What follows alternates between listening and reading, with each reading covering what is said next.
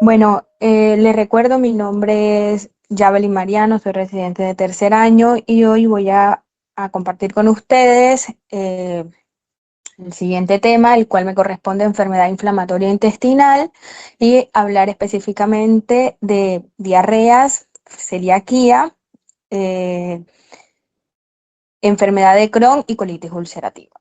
Entonces, bueno, para iniciar, hay que saber que la enfermedad inflamatoria intestinal es un proceso infeccioso crónico de carácter sistémico. Siempre que se hable de estas siglas, hay que saber que no solamente se está hablando de patologías que afectan puntualmente al tracto gastrointestinal, sino que también tienen compromisos o afectaciones a otros sistemas del cuerpo. Según la Organización Internacional de la Salud o la Organización Panamericana de la Salud, que coinciden en este concepto, siempre que se habla de enfermedad inflamatoria intestinal, se hace referencia a dos enfermedades puntuales, a la colitis ulcerosa y a la enfermedad de Crohn, aunque en la actualidad se hable de patologías inflamatorias gastrointestinales y se haga referencia a otros procesos como las diarreas agudas. Pero siempre que se hable de esta sigla principalmente o de este título, se habla de colitis ulcerosa y de enfermedad de Crohn. Existe alrededor de una población diagnosticada con esta etiología, con este gran título, que no entra dentro de una colitis ulcerosa o una enfermedad de Crohn, pero no porque pertenezca a otra enfermedad, sino porque no encaja o en la ulcerosa o en la de Crohn, tanto histológicamente como clínicamente o como con las características que nos aportan las imágenes. Entonces, son algunos subtipos que se han venido desarrollando o algunas otras clasificaciones que se han hecho en la actualidad, pero aún así no se sale de ninguna de estas dos enfermedades cuando se habla de este título. La epidemiología habla que en Sudamérica se estima que alrededor de 1 o 3 personas por cada 100.000 nacidas vivas van a presentar este diagnóstico de una enfermedad inflamatoria del tracto gastrointestinal. Vamos a hablar exclusivamente y principalmente de sus características, tanto en la tomografía como en la resonancia, que son la mayoría de los estudios que nosotros manejamos, ya que hay otros estudios y otros métodos para poder diagnosticarlo. Pero bueno, estos dos tienen las características que son muy similares para diagnosticar lo que nos va a inducir o nos va a conllevar de mano con la información clínica del paciente a un diagnóstico orientado. Sin embargo, hay que saber que estas dos patologías tienen diagnósticos histológicos plenamente. Bueno, vamos a iniciar con la enfermedad de Crohn. Hay que saber que la enfermedad de Crohn es un proceso plenamente inflamatorio crónico, el cual su característica principal es que es discontinuo e idiopático. Entonces, esta discontinuidad habla plenamente de que pueden estar afectados tanto el tracto gastrointestinal delgado como el grueso, el colon o el intestino delgado. Pero ¿qué pasa? Que no es continuo. Puede estar en fragmentos el delgado o en partes el delgado y en partes el grueso. O sea, es segmentaria. Y también hay que saber que puede estar afectada desde la boca hasta el ano. O sea, estos pacientes inflamatorio a nivel bucal solamente o del esófago, o pueden presentar características puntuales en la mucosa oral que el médico clínico o el gastroenterólogo ya debe ir pensando específicamente en que son características de la enfermedad de Crohn. Aunque sigue siendo idiopática, este proceso inflamatorio en la actualidad se cree que su etiología puede estar relacionado con algunos procesos o agentes infecciosos, tales como el virus del sarampión y la micobacteria atípica. Normalmente en las imágenes tenemos que en los segmentos más afectados son el hilio terminal en un 40% y el colon en un 28%. Su diagnóstico se realiza por lo general en pacientes jóvenes, adolescentes o en adultos jóvenes alrededor entre los 15 y los 25 años. Sin embargo, se puede hacer ocasionalmente un diagnóstico posterior a esta edad. Tiene un componente genético que está que la epidemiología lo relaciona con la celiaquía y se dice que esta enfermedad es 3 veces más frecuente a la celiaquía, pero lo que pasa es que muchas veces se tarda mucho en diagnosticar o está subdiagnosticado. Y también habla que es muy importante saber que no tiene predilección de género, da por igual tanto a hombres como a mujeres. Con respecto a su presentación clínica, va a dar síntomas o signos dependiendo la zona que esté afectando. Entonces, puede presentarse en diarreas crónicas, dolores abdominales recurrentes, fiebre, sintomatologías clínicas de obstrucciones gastrointestinales, sangre en heces o mucho moco en las heces. Hay que tener en cuenta que se deben sospechar estas patologías cuando los síntomas son plenamente crónicos y transcurren a lo largo del tiempo, o el paciente por ahí no mejora con algún tratamiento inicial y continúa. También puede tener complicaciones como anemia y pérdida de peso. Otras afectaciones puntuales de la enfermedad de Crohn son: los pacientes tienen algunas alteraciones puntuales dermatológicas, algunas alteraciones articulares de los ojos, el hígado y el sistema biliar. Una de las más frecuentes son de las articulaciones, la sacroileitis, como lo vamos a ver, y del sistema biliar. Estos pacientes presentan recurrencia de patologías inflamatorias de la vía biliar. Normalmente, cuando el proceso está muy avanzado, la inflamación ha sido muy prolongado, se pueden presentar complicaciones como úlceras longitudinales, algunas son circunferenciales, fístulas y compromisos mesentéricos como cambios fibróticos y estenosis. Entonces, ahora vamos a hablar de cómo podemos observar o qué características nos va a mostrar la tomografía referente a la enfermedad de Crohn. Tenemos que siempre que estamos hablando de estas patologías inflamatorias vamos a encontrar un edema mucoso. Esto no va a ser diferente a ninguna de las patologías que vamos a hablar, pero bueno, hay que nombrarlo. El edema mucoso, el realce mural discontinuo, que es característico puntual de la enfermedad de Crohn, porque como les comenté, puede realzar una parte del intestino delgado, otra parte del colon y así. Úlceras lineales y aftosas, signo del peine, que todos los conocemos o que hace referencia a una congestión de los vasos mesentéricos, que es un signo de inflamación, separación de las asas dados por grasa o por proliferación de la grasa mesentérica, que esto se da por un proceso inflamatorio crónico. La patología habla de que se da buscando, el cuerpo buscando aislar todo este segmento que se encuentra inflamado, como cuando tenemos un plástano apendicular, es la misma etiología. También podemos presentar abscesos mesentéricos, estenosis o fístulas, y estas últimas, bueno, ya son bien crónicas y complicaciones de todo un proceso de años con esta patología. Acá tenemos dos imágenes, una en coronal y otra en axial, donde vamos a ver el aumento circunferencial, por lo menos en la coronal, en la parte iliar, del segmento y grosor de la pared, con una leve congestión vascular, como lo podemos ver acá en el axial. Están los vasos prominentes y se muestran, mostrándonos que hay un proceso inflamatorio en esta zona del intestino delgado de este paciente. Como les digo, estos diagnósticos por lo general no son de la urgencia, se trabaja de la mano tanto con la histopatología, con la sospecha clínica, tanto del médico tratante, que idealmente debe ser el gastroenterólogo, y con la predisposición familiar que se tenga. Acá tenemos otras imágenes en las que a su izquierda vamos a ver un engrosamiento del intestino delgado distal, donde vemos de vuelta todo este signo del peine y esta congestión de los vasos mesentéricos, que nos está hablando de un proceso inflamatorio. Entonces podemos ver que más distal esta pared está un poco más engrosada, se puede ver el contenido del contraste oral más pequeño, y a nivel más proximal el edema ya no está. Hay una pared más delgada que permite que sea más amplio el contenido del contraste.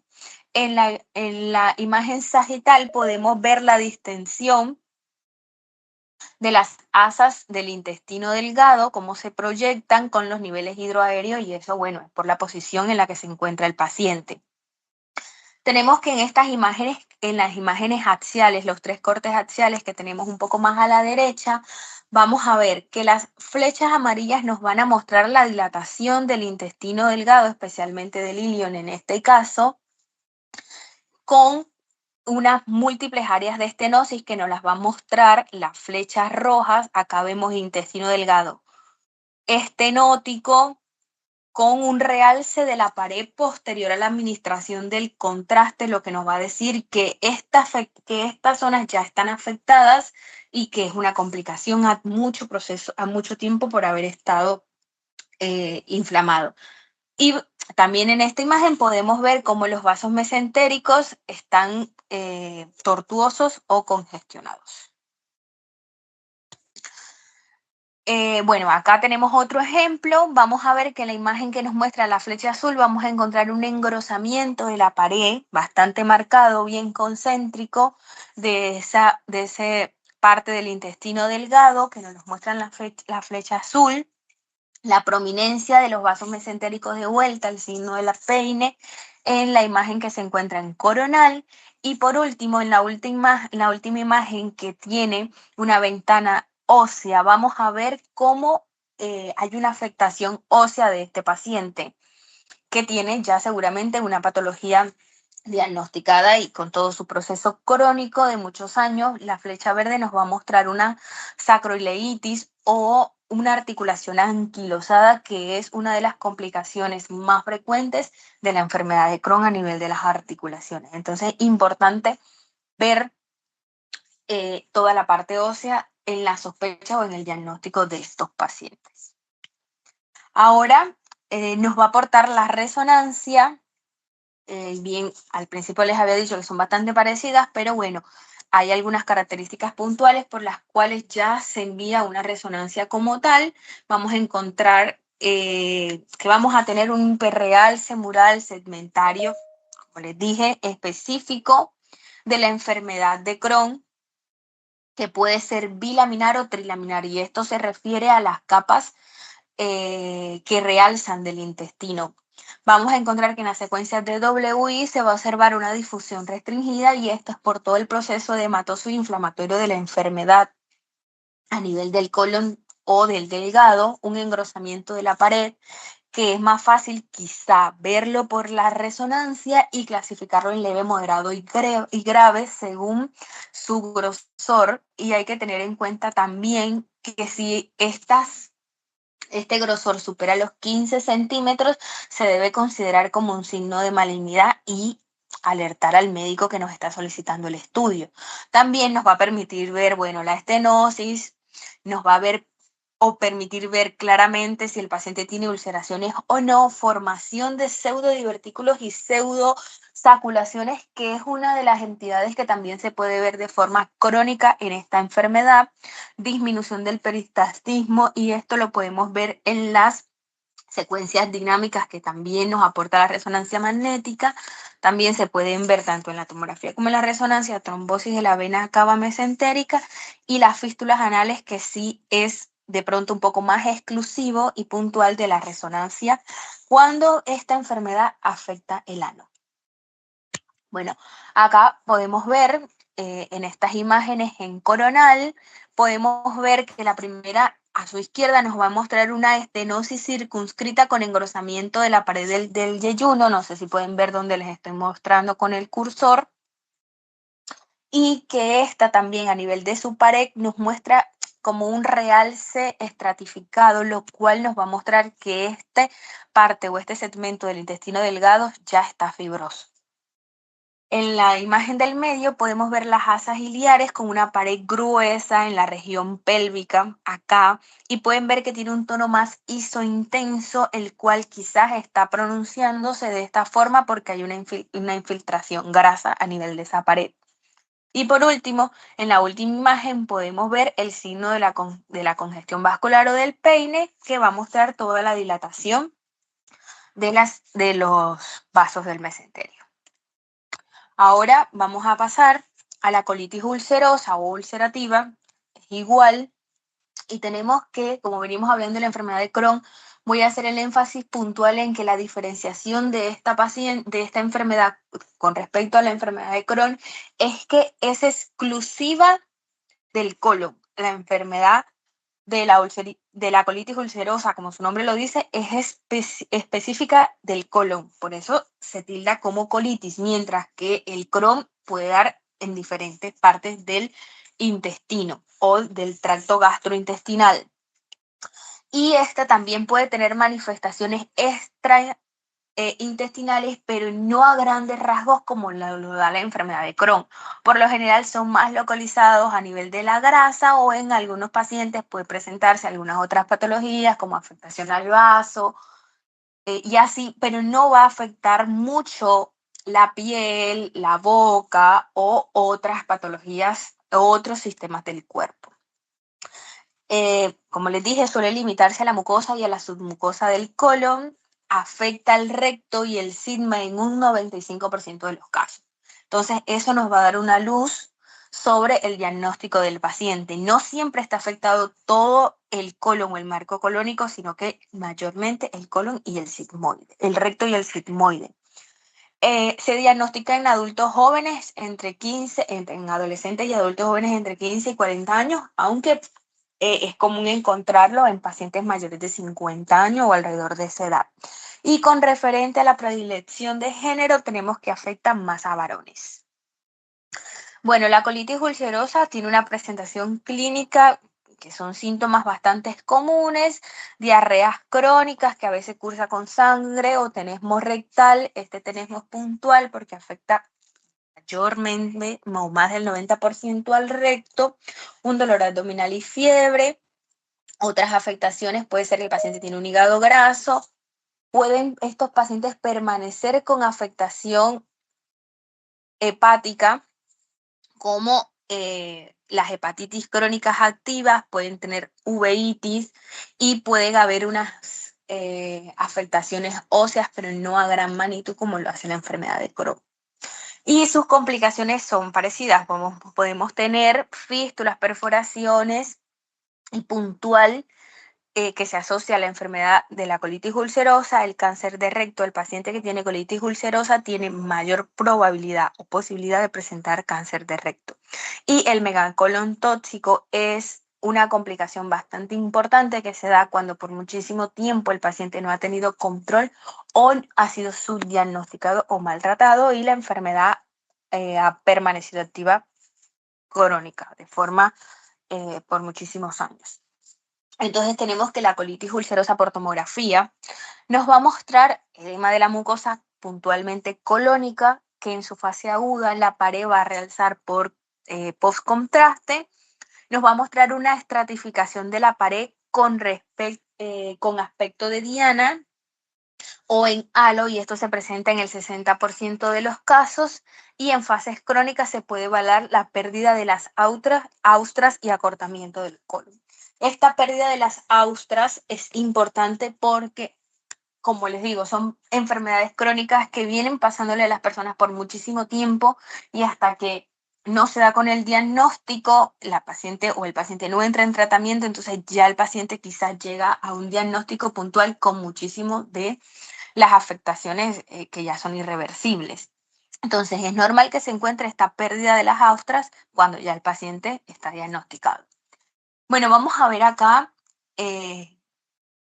en estas imágenes el signo del halo o el target, que son sinónimos en la pared colónica, y esta hace referencia a que hay un edema o que se van a mostrar las tres capas del colon, específicamente el sigma y el colon, como lo podemos ver acá. Toda esta parte que nos muestra claramente que estas tres capas están comprometidas y que se puede ver un anillo interno de las partes blandas que corresponde a la mucosa, la lámina propia, que es la muscular, y la submucosa engrosada. El anillo medio es hipointenso, que corresponde al engrosamiento y depósitos de grasa por la inflamación crónica de la submucosa, y el anillo externo a las partes blandas, que representa la muscular propia y la serosa.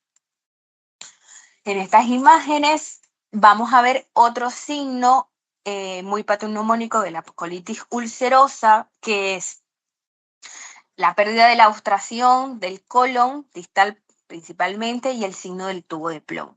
Entonces, arriba en su imagen axial podemos ver cómo el líquido, que en este caso es contraste oral, pasa como si pasara prácticamente por una superficie lisa. No hay nada de austras a nivel de este segmento, que es el sigmoide que estamos viendo acá.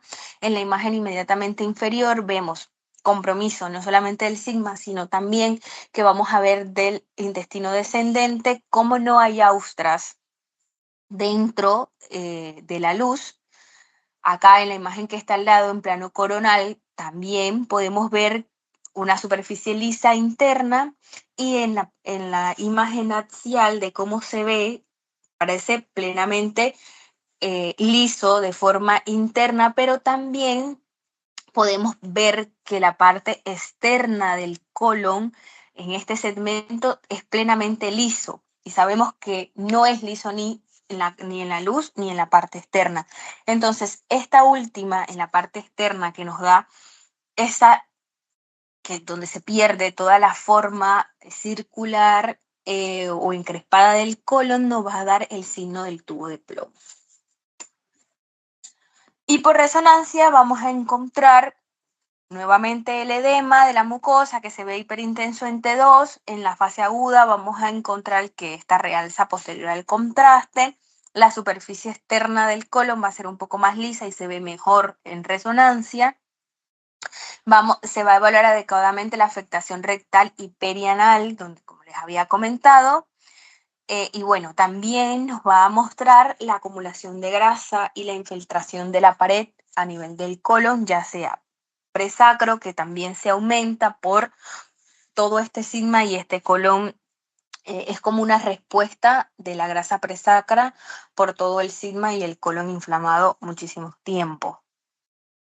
Tenemos que la imagen que tiene alrededor nos va a mostrar que podemos tener enfermedad de Crohn y podemos tener solamente una parte afectada, y que se va a llamar según el tracto afectado: una pancolitis, todo el marco colónico; una colitis extensiva que puede llegar al transverso descendente, sigmoide y colon; una distal que hace referencia solo al descendente, sigmoide y colon; una proctosigmoiditis, que, bueno, su nombre indica el sigmoides y el colon; y una proctitis, que hace referencia a afectación solo del recto.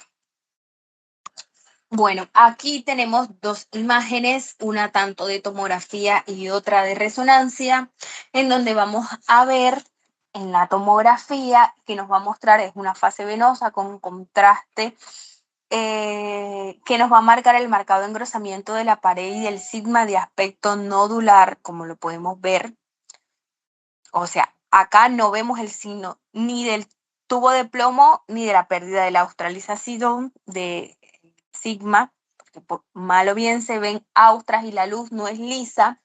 Y en la imagen del lado podemos ver una imagen coronal de resonancia potenciada en T1, que nos muestra un edema rectal.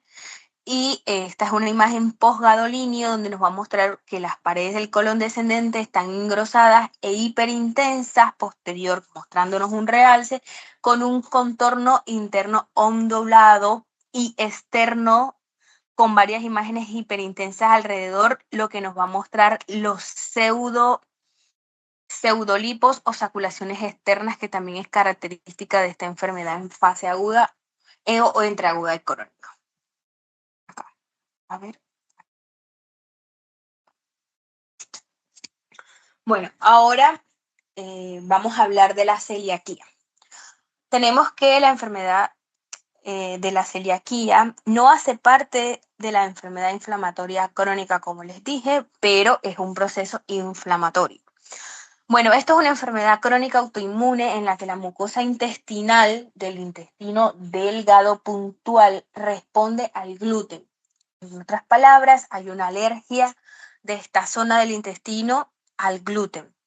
Esto lo que va a hacer es que va a causar una inflamación en sus fases más agudas, y en las fases más avanzadas vamos a tener que estos pacientes van a tener una destrucción de las criptas y van a tener pérdida de las vellosidades propias del intestino delgado, y allí se van a dar algunas consecuencias como síndromes de mala absorción y sobrecarga de líquido. Es importante saber que estos pacientes imagenológicamente siempre tienen mucho líquido en el intestino delgado asociado a todas las características inflamatorias. Entonces tiene cierta prevalencia, la epidemiología habla de que viene con una prevalencia aumentada tiene una prevalencia que todavía no está bien estadificada, pero se dice que cada vez es más frecuente el diagnóstico de esta enfermedad. Los síntomas y los signos son bastante inespecíficos, pero se asocia también a un componente genético que es por donde más se sospecha la enfermedad. Entonces, diarrea, estreñimiento, dolor abdominal y úlceras bucales pueden presentar estos pacientes también. Se asocia a mayor riesgo de adenocarcinoma y linfomas del intestino delgado, y esto con referente a los linfomas lo vamos a ver puntual porque hay algo que hace la enfermedad de celiaquía cuando está en estadios crónicos o en un proceso en el que no ha sido tratado. Y sabemos que actualmente los alimentos que contienen gluten están bajo la sigla de TAT, que lo que traduce es trigo, avena, cebada y centeno.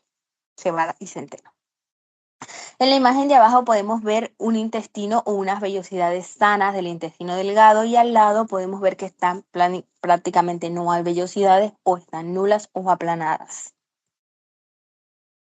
Bueno, las características tanto de la tomografía y de las resonancias son bastante parecidas, y estas nos van a mostrar una dilatación de las asas del intestino delgado, segmentario difuso, nos va a mostrar edema, y es puntual saber que la enfermedad de la celiaquía no produce o no conduce a obstrucciones.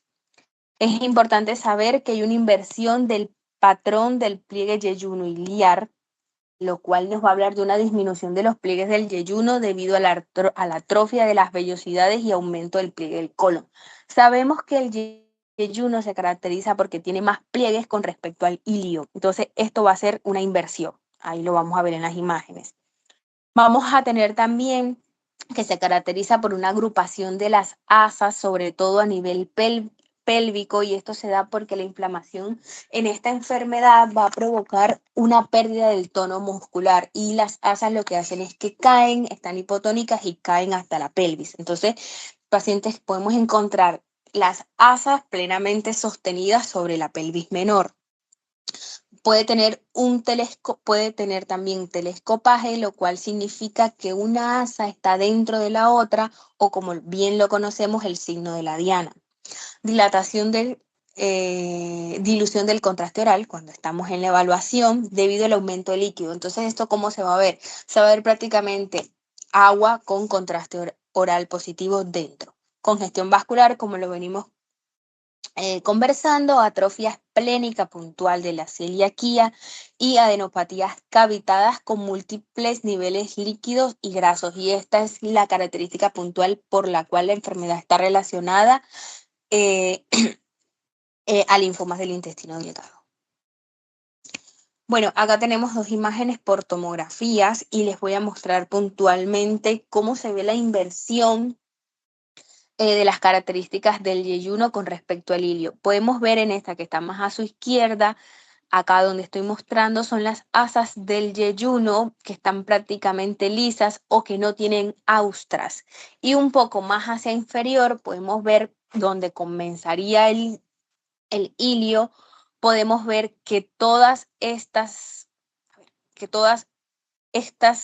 asas del intestino delgado tienen más austras que el propio yeyuno. En la imagen del lado podemos verlo.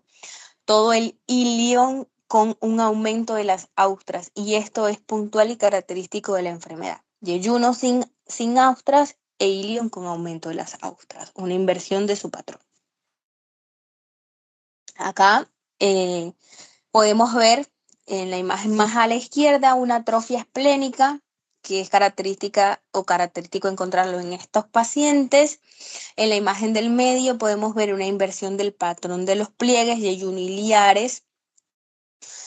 Aquí tenemos aumento de los pliegues a nivel del ilion, y podemos ver que alrededor hay un poco de incrustación grasa, por todo el proceso inflamatorio, está el mesenterio haciendo reacción siempre a los procesos inflamatorios, y en la última imagen podemos ver unas grandes imágenes que corresponden a imágenes ganglionares gigantes que son características con sus niveles líquido, grasa en realidad, característicos de un proceso inflamatorio bastante crónico o una celiaquía no tratada.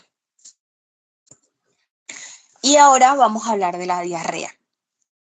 Está en el título de esta presentación, pero siempre que buscamos diarrea, encontramos que esta puede desempeñar dos papeles, o en la medicina se trata de dos formas. La OMS y la OPS definen la diarrea aguda como una eliminación de 3 o más evacuaciones intestinales líquidas o semilíquidas en 24 horas.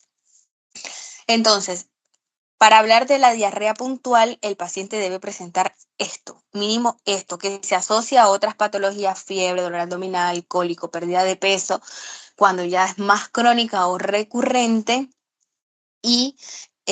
Pero para saber puntualmente, una diarrea es esto. Entonces, se categoriza de dos maneras: como un signo clínico de una patología intestinal o como un diagnóstico si tiene un segundo nombre.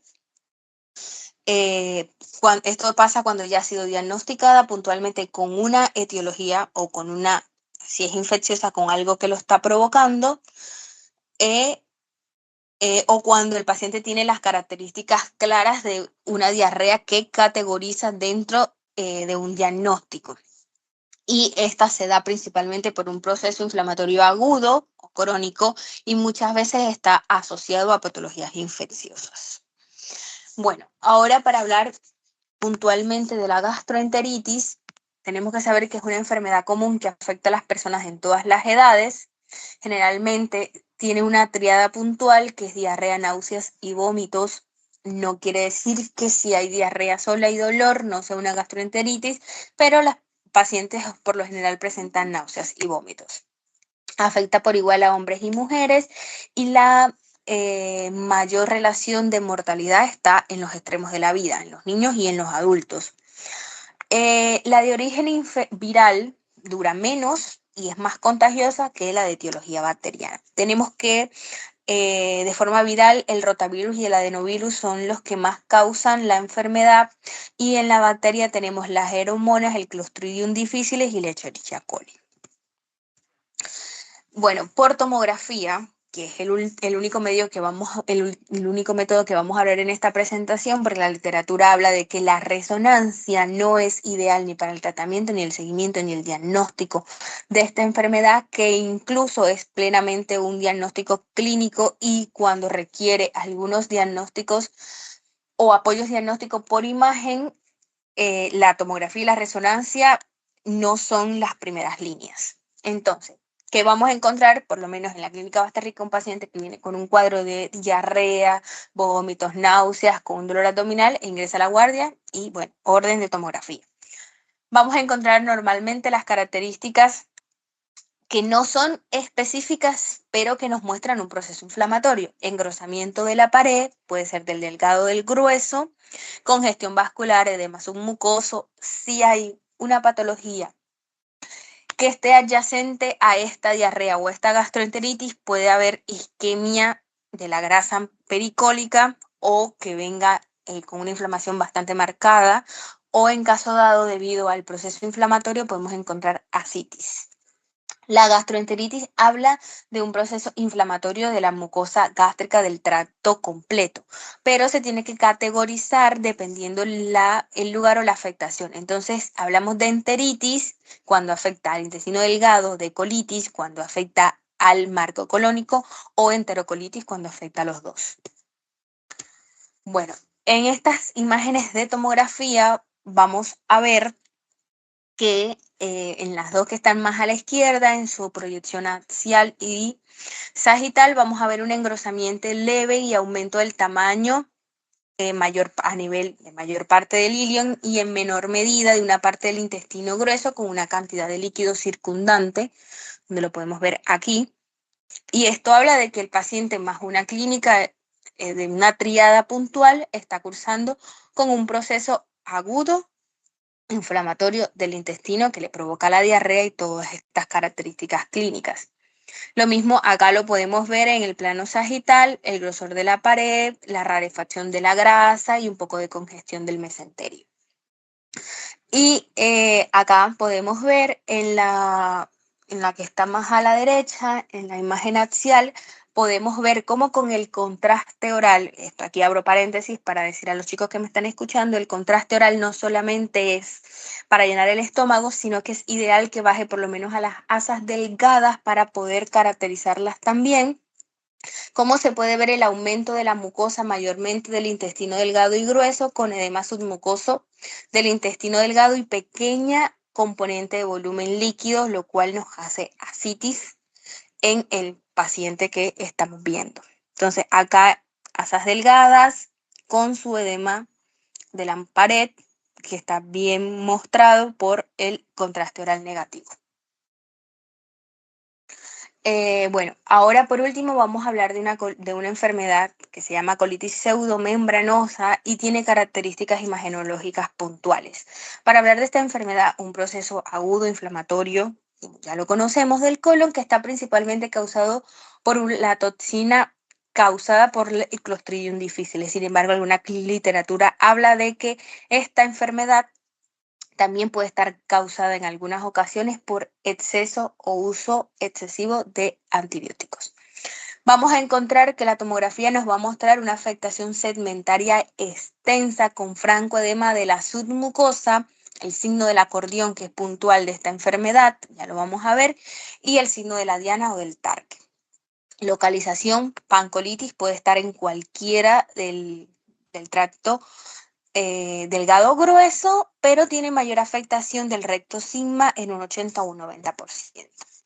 Y acá tenemos imágenes de colitis pseudomembranosa. Más a la izquierda, en su imagen axial, vamos a encontrar el signo del acordeón, que es como todo este pliegue o como todo este edema de la mucosa la va a hacer un poco más hipo y lo que va a realzar prácticamente es la pared o la submucosa que se ve bien hiper con respecto alrededor y nos va a mostrar literal pliegues en el intestino.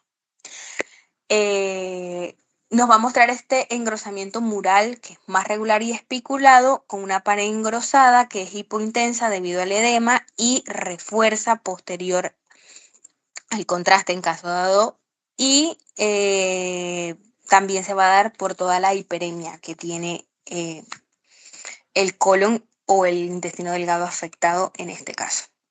Vamos a ver que al lado tenemos las dos imágenes también en tomografía. Esta en sagital nos muestra cómo se pueden distinguir las capas del intestino con la mucosa submucosa bien delimitada, que es la que nos va a dar todos estos pliegues espiculados.